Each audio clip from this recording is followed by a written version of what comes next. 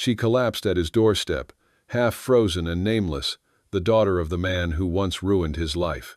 In that blizzard-choked night of 1881, Jonas Hale, a former lawman turned recluse, opened his cabin door and found the past lying unconscious in the snow. The wind howled behind him like every ghost he thought he'd buried. He could have left her there. God knows he almost did. But something in her face, that mix of defiance and despair, made his hand tremble on the latch before he pulled her inside. Her name was Lydia Mareen, and she carried more than frostbite. She carried her father's sins, the same man whose lies had cost Jonas his badge, his land, and his wife. Now she breathed under his roof, trembling near his fire, whispering apologies he refused to hear. Outside, the storm buried every path. Inside, guilt and mercy fought for space in his chest. The rifle on the wall reminded him of duty. The woman beneath his coat reminded him he was still human. The man who'd vowed never to forgive was suddenly nursing the very bloodline he'd sworn to hate. By dawn, the snow had stopped, but not the knocking at his door. This time it wasn't the wind. It was a bounty rider, asking for Lydia by name. Jonas tightened his grip on the rifle, staring at the woman he'd just saved. If he handed her over, he'd keep his peace. If he didn't, he'd lose it forever. The cabin stood alone against a wall of white, a single scar of smoke cutting through the morning frost. Inside, Jonas Hale crouched by the fire, feeding it slow, deliberate logs, the way a man keeps his ghosts alive, just long enough to remember why they haunt him. The storm outside had passed, but the silence it left behind felt heavier than the wind itself. On the cot near the hearth, Lydia Mareen stirred beneath a rough wool blanket.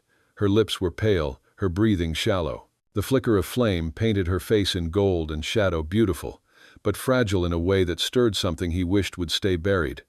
Jonas watched her as he poured hot water into a chipped tin cup. He didn't trust her name, didn't trust the way it felt, familiar as a wound that never closed. Behind the half-closed door, two small faces peeked out.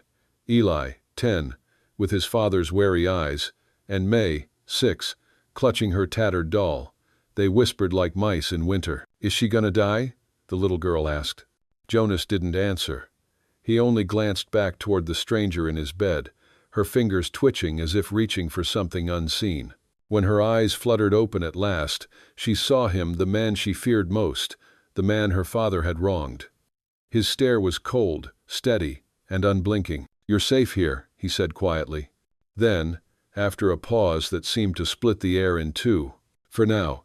The storm broke, but the truth never stayed buried long in the Montana wild. By the third morning, Lydia could stand on her own, though her legs still trembled like saplings in the wind. She insisted on helping tending the fire, mending torn sleeves, washing the dishes, small offerings that didn't match the weight of her presence. Jonas let her move about, silent as a shadow, but his eyes never left her hands. He'd seen those same hands before, not hers, but her father's signing papers that stripped him of everything he'd ever worked for. That evening, when the snowlight dimmed through the windows, Lydia found a rusted badge nailed to the wall, Hale County Sheriff. The engraving still gleamed faintly, though the metal was scarred by time. She traced it with her fingertip, her voice barely a whisper. "My father once took this from a man, said he was corrupt." "No." Jonas's voice came from the dark corner of the room, low and sharp. "That man was me." The room froze. The kettle hissed. The air turned brittle. Lydia faced him, tears gathering at the edges of her eyes. "Then I owe you more than I can ever pay." Jonas set his cup down slowly, every motion deliberate. "You owe me nothing," he said, then added after a beat, "except the truth. This no." Outside, the wind rose again, softer this time, but colder, as if even the land waited to see which one of them would break first. Montana Territory, midwinter 1881. 3 weeks after the storm, the snow had crusted into a hard, glittering skin that cracked under every step. Jonas Hale's cabin sat half buried in white, its chimney breathing slow curls of smoke into a pale sky. Inside, life had settled into an uneasy rhythm. Lydia rose before dawn, her hands always busy chopping onions, fetching water, brushing the frost off the windows. She worked with quiet purpose, as if every chore were a prayer for forgiveness no one had asked for. Jonas watched her in silence. He was a man who'd once believed in justice until the law turned against him. Now, the only law he followed was his own. And yet, each day that Lydia stayed, the line between judgment and mercy blurred a little more. Eli began to trust her first. The boy would sit by the table, carving arrows with a dull knife, while Lydia told stories about summer meadows far from the snow. "You ever been to the river?" he asked one morning. "My pa says it's cursed since Ma died there." Lydia paused, her throat tightening. "Cursed rivers still carry water," she said softly. Even May, timid and frail, started to laugh again. Lydia braided her hair by the fire, taught her to hum songs her mother once sang. Sometimes, Jonas caught himself listening, the sound of laughter stirring something too tender to name. But peace never lasted long on land, haunted by old sins. One gray afternoon, the crunch of hooves broke through the stillness. Jonas stepped outside, rifle in hand. A man sat astride a chestnut horse, coat heavy with frost, eyes mean and certain. "Name's Briggs," he called out. "I hear you're harboring a thief." Jonas didn't move. "You heard wrong. Less." Briggs smiled thinly, pulling a folded paper from his saddlebag. The wind tore at the parchment, but Jonas saw enough wanted for embezzlement and forgery. Lydia Mareen. The reward was high enough to make a desperate man forget decency. Lydia stood in the doorway behind him, pale and still. "He's not lying," she said quietly. "They think I took what wasn't mine. My father's debts, they made me guilty by blood." Briggs' smirk widened. "Don't matter. The law don't care for bloodlines, only names." Jonas lowered the rifle slightly, his mind running through every path, every consequence. He could hand her over the easy choice, the lawful choice, and maybe, for once, sleep without guilt. But the image of her collapsed in the snow flashed in his mind, the sound of her voice when she sang May to sleep. He lifted the barrel again, steady as a drawn breath. "You'll ride out of here, Briggs," he said, "without her." Briggs chuckled. "You'd fight the law for a liar." Jonas's jaw tightened. "I've fought worse for less." The bounty hunter's hand drifted toward his revolver. Jonas didn't wait. The gun cracked once, a warning shot that tore through Briggs's hat and scattered it into the snow. The man cursed, eyes narrowing, then spat into the wind. "You've got till sundown tomorrow," he said. "After that, I come back for her dead or alive." When the rider vanished down the trail, Lydia spoke, voice trembling. "You shouldn't have done that." Jonas holstered his rifle, still staring into the trees. "Maybe not. But I'm tired of watching good people pay for others' sins." That night, silence filled the cabin. Lydia packed a small bag bread, a blanket, a dull knife. When Jonas found her by the door, she whispered, "If I stay, you'll lose everything again." He didn't stop her. Not yet. He only said, "If you leave, they'll find you before dawn." She turned, meeting his gaze. "Then at least it'll be my choice." For the first time in years, Jonas felt afraid not of dying, but of losing what little humanity he'd rebuilt. Before sunrise, he made his decision. He saddled his horse, woke the children, and loaded what supplies he could carry. "We're moving," he said. "Briggs won't find us if we don't give him the chance." The four of them rode north into the mountains, the world narrowing to a blur of wind and white. The snow came again by midday, heavy and merciless. May clung to Lydia's waist. Eli rode beside Jonas, his jaw clenched tight. By nightfall, the storm swallowed the horizon. They found shelter in a collapsed mining shaft, a hollow of rock and darkness. Jonas built a fire, his hands shaking more from worry than cold. May shivered under Lydia's coat, fever burning beneath her small skin. Lydia pressed a damp cloth to the child's forehead, humming softly. The melody barely carried over the wind, but it steadied Jonas's heart. Eli sat close, watching her. "She's gonna be all right, ain't she?" he asked. Lydia smiled weakly. "She's strong, like her father." Jonas turned at that, the word father cutting through him like light through smoke. For years, that word had meant failure, loss, the river that took his wife. But tonight, watching Lydia cradle his child, it sounded almost holy again. Outside, the storm screamed. Inside, a man who'd forgotten how to hope found himself praying not to God, but to the warmth of the stranger he'd once sworn to hate. When morning came, the wind had quieted, but the danger hadn't. From the ridge below, the echo of a horse's whinny drifted upward. Briggs was back, and he wasn't alone. Jonas glanced toward Lydia, her eyes meeting his. No words, just understanding. He loaded his rifle, checked his son's small revolver, and whispered, "If they find us, you run. Take the kids. Don't look back." Lydia shook her head, tears shining. "I won't leave you again." And for the first time, Jonas didn't argue. He only said, "Then we stand together." As the first shots cracked through the trees, snow erupted in white plumes. Lydia grabbed May, shielding her body. Eli returned fire with a trembling hand. Jonas moved like a shadow, calm and deadly, defending the family he'd never meant to have. By dusk, silence fell again. The attackers retreated, not defeated but delayed. Jonas's arm bled from a grazing bullet, Lydia's face streaked with soot and fear. But May still breathed. Eli still stood. And somehow, they were alive. That night, beneath a sky bruised by twilight, Jonas sat beside Lydia. Between them, the dying fire glowed faintly. He spoke at last, voice low. "If I ever make it back to that cabin, it won't be without you." Lydia looked at him, her hand trembling as it brushed the blood on his sleeve. "Then we'd better start walking." 2 days after the gunfire faded, deep in the Bitterroot Range, the snow had softened into wet slush, heavy on the pine boughs. The sun rose pale and cold, a mercy after nights that seemed endless. They moved slow, Jonas with his arm bound in cloth, Lydia leading May by the hand, Eli scouting a few yards ahead.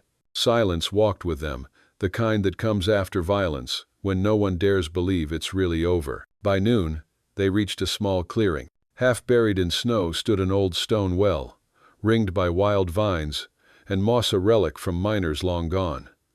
Jonas's face tightened when he saw it. "We rest here," he said. Lydia spread a blanket for May, giving her bread softened with snowmelt. The little girl smiled weakly. Eli gathered sticks, though his eyes kept flicking toward the trees as if expecting ghosts. Jonas stood apart, staring at that well like it was a grave. "You knew this place," Lydia said quietly, joining him. Jonas nodded, his voice a rasp. "My wife, Anna, she died here. Winter 4 years ago. The snow covered the edge. She never saw it coming." Lydia's breath caught. "Jonas, Don't," he said softly. "The mountain takes what it wants. I learned to stop asking why." The wind sighed through the trees, brittle as glass. For a moment, the world felt almost still. Then a scream shattered it. "Papa!" Eli's voice tore across the clearing. Lydia spun. May was gone. Only her small footprints led to the rim of the well. Lydia dropped everything and ran. She reached the edge, heart lurching. Tiny fingers clutched the slick stone, legs kicking in the dark. "I slipped," May sobbed. "Mama, help." Lydia didn't think. She flung off her coat, swung one leg over the rim. "Lydia, no!" Jonas shouted, sprinting toward her. "You'll fall too." But she was already gone. The sound of her boots, scraping stone, echoed as she descended. Her fingers bled, the cold biting deep. But all she saw was that small child trembling below. When her feet hit the dirt, she grabbed May, pulling her close. "It's all right," she whispered, voice shaking. "I've got you. You're safe." Above, Jonas's silhouette loomed, frantic. "Are you both all right?" "We're fine," she called back. Her arms tightened around the girl. "She's safe." Jonas lowered a rope, his voice raw. "Tie her first." "Yo." Lydia looped it under May's arms, whispering calm as Jonas hauled the child up, slow and steady. When May's small body reached the light, Lydia exhaled for the first time. Then she began to climb. Halfway up, her boot slipped. Her hand tore open on the jagged stone. For one dizzy heartbeat, the world vanished, only the dark below and the pale circle of sky above. "Lydia!" Jonas's voice thundered. She caught herself, breath ragged. "I'm all right," she gasped. "Just don't look away." He didn't. He kept his eyes locked on her until his arm reached down, gripping hers with a force that shook. He pulled her free, dragging her into the snow. For a long moment, neither spoke. Their breaths came fast, mingling white in the frozen air. "You could have died," he said, voice breaking. She looked at him, eyes raw, hands trembling, and whispered, "I've been in darker places. But now I know someone would pull me up." Jonas didn't answer. He only pressed his forehead against hers, eyes closed, as if her words had reached somewhere long dead inside him. Later, by the fire, May slept curled against Lydia's side. Eli leaned on Jonas's shoulder, his small body heavy with exhaustion. The crackle of the flames filled the cave like a heartbeat. Jonas spoke softly, as if confessing to the night. "When Anna died, I thought God took the last good thing from me, so I made myself stone. But today," he looked at Lydia, the light glinting off the tear he didn't bother to hide. "Today I saw what mercy looks like again." Lydia's fingers brushed his, hesitant but certain. "Then maybe mercy's been waiting for you all along." He looked down at their joined hands, blood, soot, and snow. For the first time since the blizzard, he smiled. "Then I reckon I've kept her waiting long enough." Outside, the wind eased. The storm that had followed them for weeks was finally gone. At dawn, they climbed from the cave together, the air sharp and clean. The horizon burned gold above the pines. Lydia glanced back once at the old well now sealed with a fallen log. "Let it rest," Jonas said quietly. "We leave the dead to peace." She nodded. "And the living?" His hand found hers. "We start over." As they walked north, footprints trailing behind, a hawk rose into the pale sky, circling once before, gliding toward the light. Spring, 1882, 6 months later. The valley thawed, but the past still lingered like frost beneath the soil. The snow had long melted from the ridges when Lydia rode into Pine Hollow, a small town framed by green hills and gossip. Jonas stayed behind with the children, his arm healed, his heart still learning how to. Lydia's hands gripped the reins tight as the horse clopped down Main Street. Heads turned. Whispers followed like shadows. "She's the Mareen girl. Leth. Didn't her father steal half the county's land? She's with Hale now, isn't she? The fallen sheriff." The words stung, but Lydia kept writing. The letter in her pocket was crumpled, smudged with sweat. It bore the seal of the state official pardon and inheritance retrieval. Her father's last property, a silver hairpin, engraved EM and LM. She was ordered to claim it at Linton's Mercantile, the same place her father once cheated half the town. When she stepped inside, the bell above the door trembled. Mr. Linton, older now, squinted at her. "Miss Mareen," he said, his tone a mix of surprise and something colder. "Didn't think I'd see you again." She met his gaze steadily. "I didn't think I'd want to come back." He reached beneath the counter, produced a small velvet box, and opened it. Inside, the silver hairpin gleamed like an accusation. "Here it is," he said. "Your family's legacy. W.No." Lydia stared at it for a long, unblinking moment. Then she reached for the pin, not gently, and struck it hard against the counter's edge. The metal snapped clean in two. Gasps rippled through the shop. Linton froze. Lydia set the broken halves down carefully. "I don't need his name to know who I am," she said, voice calm, clear as glass. And then she walked out into the sunlight. Jonas was waiting at the crossroads, horse tied to the post. When she reached him, he said nothing at first, just watched her face, the faint bruise on her cheek, fading like old sorrow. "You got what you came for?" he asked. She smiled softly. "No, I left it behind." They rode home in silence, the valley blooming around them, rivers free again after months of ice.